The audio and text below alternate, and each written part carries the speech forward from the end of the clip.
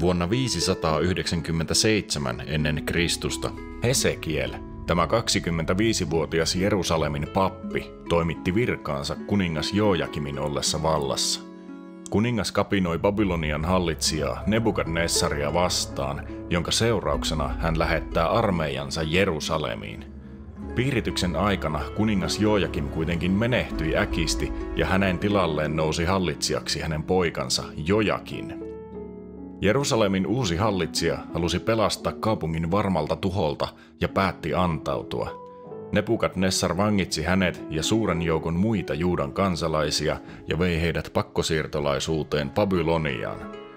Tämä ei ollut ensimmäinen kerta, kun näin tapahtuu, sillä vajaa 10 vuotta aikaisemmin, vuonna 605 ennen Kristusta, profeetta Daniel ja hänen ystävänsä kaapattiin pakkosiirtolaisiksi. Nyt pappi Hesekiel joutuu saman Babylonian kuninkaan kaappauksen uhriksi.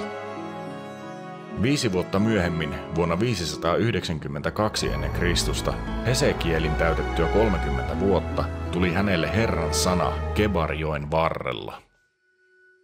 Ja minä näin, ja katso, myrskytuuli tuli pohjoisesta, suuri pilvi ja leimahteleva tuli, ja pilveä ympäröitsi hohde, ja tulen keskeltä näkyi ikään kuin hehkuvaa malmia, keskeltä tulta, ja sen keskeltä näkyivät 4 olennon hahmot, ja näöltänsä ne olivat tällaiset. Niillä oli ihmisen hahmo, ja niillä oli 4 kasvot kullakin, ja 4 siipeä kullakin. Ja säärivarret niillä oli suorat, ja jalkaterät kuin vasikan sorkat, ja ne välkkyivät kuin kiiltävä vaski.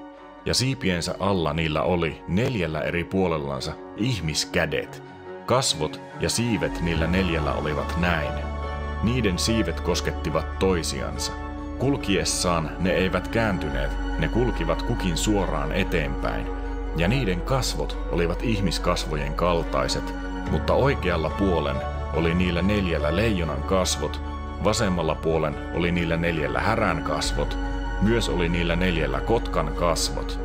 Niin niiden kasvot, mutta siivet niillä oli levällään ylöspäin. Kullakin oli 2, jotka koskettivat toistensa siipiä, ja 2, joilla ne peittivät ruumistansa. Ja ne kulkivat suoraan eteenpäin, minne henki vaati kulkemaan, sinne ne kulkivat. Kulkiessaan ne eivät kääntyneet, ja olentojen hahmo oli näöltänsä kuin tuliset hiilet, jotka paloivat tulisoihtujen näköisinä. Tulta liekehti olentojen välistä, ja tuli hohti, ja tulesta lähti salamoita, ja olennot kiitivät edestakaisin, ja olivat nähdä kuin salaman leimaus. Mutta kun minä katselin olentoja, niin katso, yksi pyörä oli maassa olentojen kohdalla, kunkin niiden 4 etupuolella. Pyörät olivat näöltään ja teoiltaan kuin krysoliitti, ja niillä 4 oli sama muoto, ja ne olivat näöltään ja teoiltaan, kun olisi ollut sisäkkäin pyörä pyörässä. Ne kulkivat 4 eri suuntaansa, kun kulkivat. Kulkiessaan ne eivät kääntyneet, ja niiden kehät olivat korkeat ja peljättävät, ja niiden kehät olivat täynnä silmiä, ympäri, niissä 4. Ja kun olennot kulkivat pyörät niiden ohella, ja kun olennot kohosivat ylös maasta, kohosivat myös pyörät. Minne henki vaati kulkemaan, sinne ne kulkivat, minne vain henki kulkemaan vaati. Ja pyörät kohosivat samalla kuin nekin, sillä olentojen henki oli pyörissä. Kun olennot kulkivat nämäkin. Kun ne seisoivat nämäkin. Kun ne kohosivat ylös maasta, kohosivat pyörät samalla kuin nekin, sillä olentojen henki oli pyörissä. Ja olentojen päitten ylle hahmottui taivaan vahvuus, niin kuin peljättävän kristalli, kartuen ylös niiden päitten ylitse. Ja taivaan vahvuuden alla oli niillä siivet suorina, toisen siipi toisen siipeä kohti. Kullakin oli 2, jotka sitä peittivät, 2, jotka peittivät sen ruumista, ja minä kuulin niiden siipien kohinan, niin kuin paljojen vetten kohinan, niin kuin kaikkivaltiaan jylinän, kun ne kulkivat. Pauhinan ääni oli niin kuin sotaleirin pauhu. Kun ne seisoivat, laskivat ne siipensä alas. Ja kuului ääni taivaan vahvuuden yläpuolelta, joka oli niiden pään päällä. Kun ne seisoivat, laskivat ne siipensä alas. Ja taivaan vahvuuden yläpuolella, joka oli niiden pään päällä, oli valtaistuimen muotoinen, näöltään kuin safiirikiveä.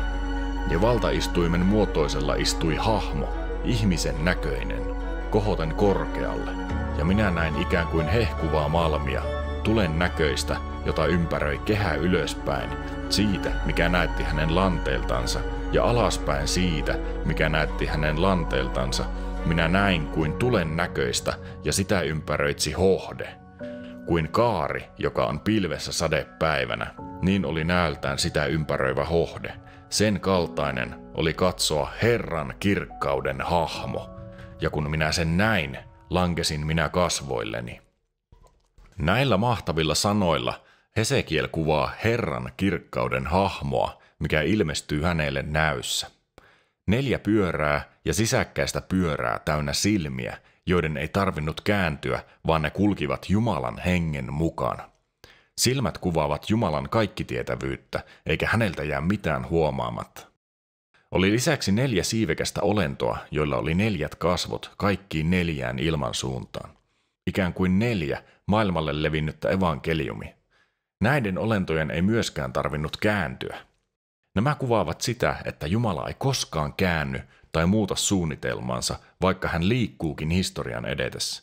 Vaikka hänen kirkkautensa pysyy muuttumattomana, voi hän tehdä muutoksia meidän elämässämme ja maan päällä tahtomallaan tavalla. Jopa ilmestyskirjan 4. luvussa on maininta näistä 4 olennosta. Ja valtaistuimen edessä oli ikään kuin lasinen meri, kristallin näköinen, ja valtaistuimen keskellä ja valtaistuimen ympärillä oli 4 olentoa, edestä ja takaa silmiä täynnä.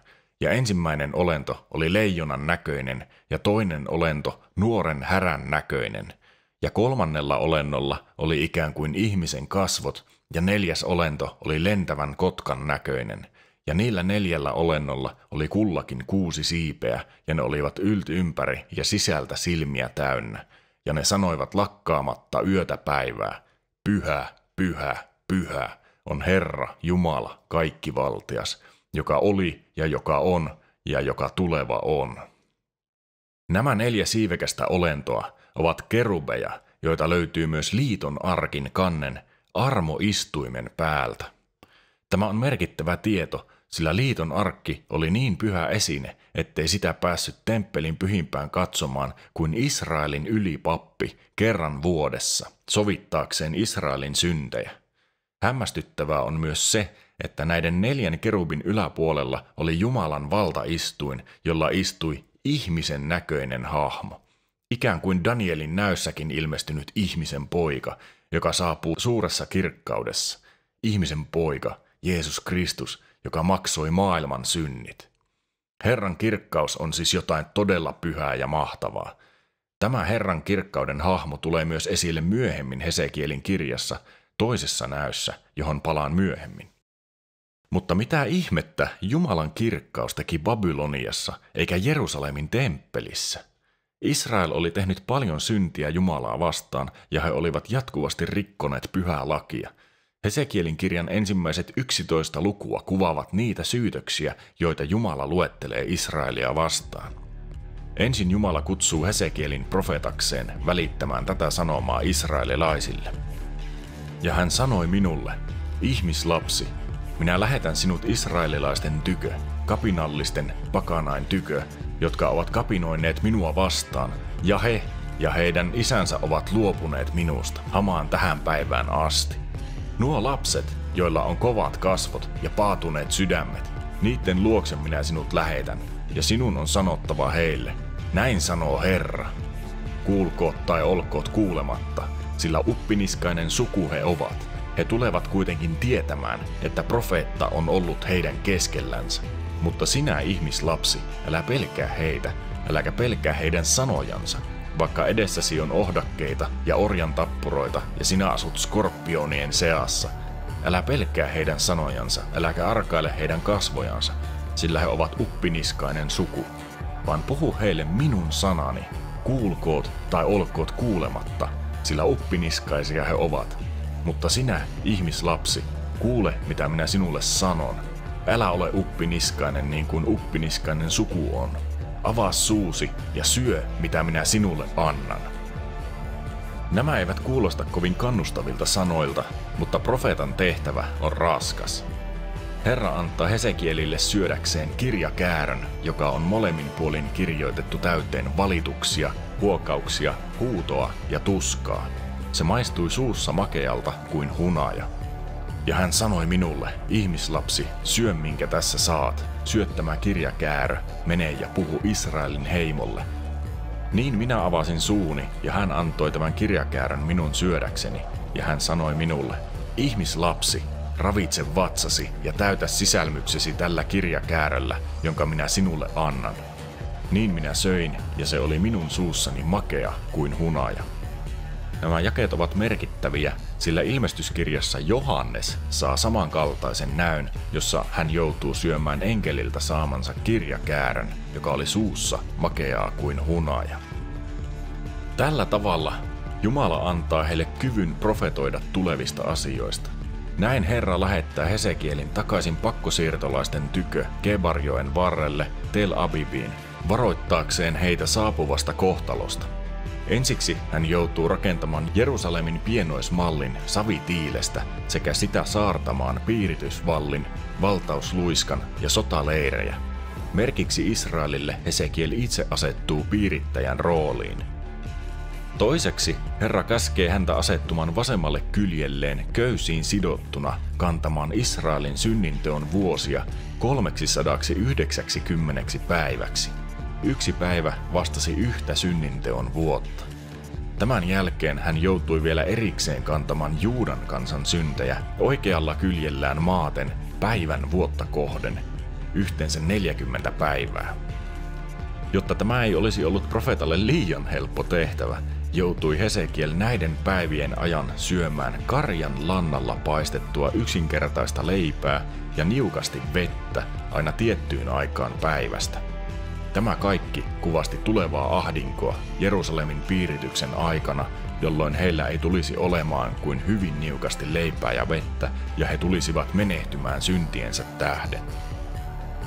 Tämän jälkeen Herra käski Hesekieliä leikkaamaan hiuksensa ja partansa sekä jakamaan karvat 3 osaan.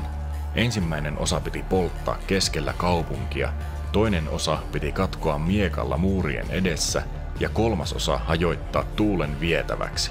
Näin Jumala varoittaa Jerusalemia. Sen tähden, niin totta kuin minä elän, sanoo Herra, totisesti, koska olet saastuttanut minun pyhäkköni kaikilla iljetyksilläsi ja kaikilla kauhistuksillasi, käännyn minäkin pois, en sääli enkä armahda. 3. sinusta kuolee ruttoon ja nääntyy nälkään sinun keskelläsi. 3. kaatuu miekkaan sinun ympärilläsi. 3. minä hajotan kaikkiin tuuliin ja minä ajan niitä takaa paljastetulla miekalla. Ja minun vihani täyttyy ja minä tyydytän kiivauteni heissä ja kostan. He tulevat tietämään, että minä, Herra, olen puhunut kiivaudessani, kun minä panen vihani täytäntöön heissä. And you will know my name is the Lord when I lay my vengeance upon thee. Näiden tapahtumien jälkeen pakkosiirtolaisuuden 6. vuotena Herra ilmestyi jälleen Hesekielille ja vei hänet näyssä Jerusalemiin. Siellä henki vei hänet temppelin sisemmän esipihan pohjoisportille, josta näkyy Jumalan vihan herättänyt alttariportille asetettu Herraa uhmaava patsas. Sitten hänet vietiin esipihan portille. Muurin aukosta Hesekiel näki 70 Israelin kansan vanhinta palvomassa seinät täyteen piirrettyjä iljettäviä mateliaan ja karjaeläinten kuvia ja kaiken kaltaisia Israelin heimon epäjumalia. Eikä tässä vielä kaikki. Vieläkin iljettävämpää oli tulossa. Pohjoisportilla oli naisia itkemässä ja palvomassa babylonialaista hedelmällisyyden jumalaa, Tammusia. Ja vielä sisemmällä esipihalla, alttarin ja eteishallin välissä, oli 25 miestä kumartamassa kohti itää, nousevaa aurinkoa palvoen. Kaikkien näiden tekojen vuoksi Jumala oli rankaiseva Jerusalemia. Vielä Hesekiel näki Danielin 12. luvustakin tutun, pellavapukuisen miehen, jolla oli vyöllään kirjoitusvälineet. Kaikki ne ihmiset, jotka huokailivat ja valittivat kaupungissa tapahtuvien iljettävyyksien tähden, saivat pelastuksekseen otsaansa merkin pellavapukuiselta mieheltä. Kaikki ne, joilla ei ollut merkkiä otsassaan, tulisivat tuhotuiksi, alkaen temppelin vanhimmista. Tästä Hesekiel kauhistuu.